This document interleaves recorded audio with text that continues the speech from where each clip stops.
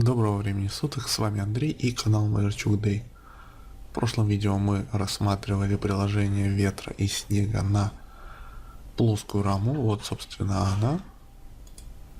И здесь мы закончили тем, что сгенерировали наши нагрузки. Ветер слева, справа, на ветреную сторону и снег. Программа в простом случае его приложила. Остановились мы на том, что как же теперь из плоской рамы перейти к пространственной. Ну, именно вот возможности программы. То есть можно не именно так, можно и другими способами отдельно построить схему, которая нам нужна, и к ней приложить снеговую нагрузку, посчитав ее и задав как нагрузку, и ветровую смоделировать. Но сейчас я покажу именно случай, как сделать для 3D из 2D перейти при помощи программы. Также заходим в окошко снеговые ветровые нагрузки. Здесь настраиваются данные, о которых мы говорили в прошлом видео. Заходим в параметры. И в параметрах нажимаем, ну тут задаем там высоту нашей конструкции, также ветер, какой у нас нашим районом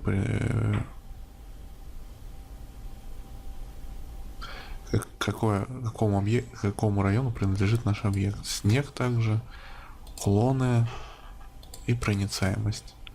И нажимаем генерировать 3D. У нас всплывает окно, в котором мы задаем следующие параметры. Расположение рам регулярное или нет. То есть это означает, что с каким шагом, то есть какой пролет у нас будет между этими рамами. То есть у нас будет 5 рам, через 5 метров они будут стоять. Или нерегулярные. То есть на наш выбор. Пускай регулярные, через 5 метров будет. Вот. Ну да, лучше регулярные. Вот, потом вот фасадные стены можем выбрать. Стержни для фасадных рам. То есть здесь должны вот выбрать их, какие у нас будут стержни. И все, собственно. После их выбора нажимаем ОК. В данном случае у нас получается только один. Вот. Расположение продольных стержней. То есть это наши продольные стержни, будут, которые идти вдоль наших рам. То есть выбираем здесь сечение. У нас есть возможность выбрать, какого сечения будут. Или же создать новое сечение, какие мы хотим. Там ЖБ, что угодно. После задания этих сечений нажимаем добавить. И назначаем его. Нажимаем применить. Пускай будет до 10. Вот. И элемент, к которому это относится. То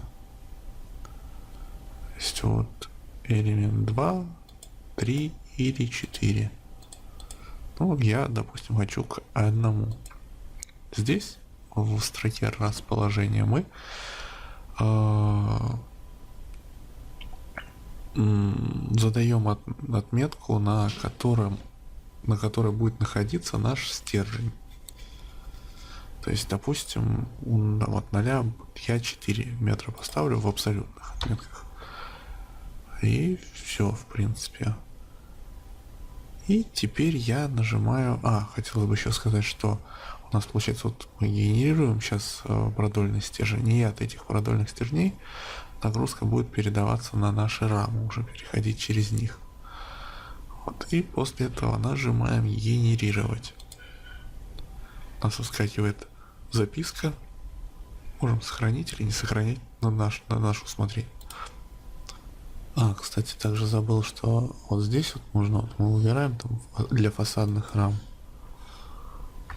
вот стерженьки наши. И также нужно указать стержни, которые будут загружены ветром. Нажимаем ОК. Тут также ставим 4 и нажимаем генерация.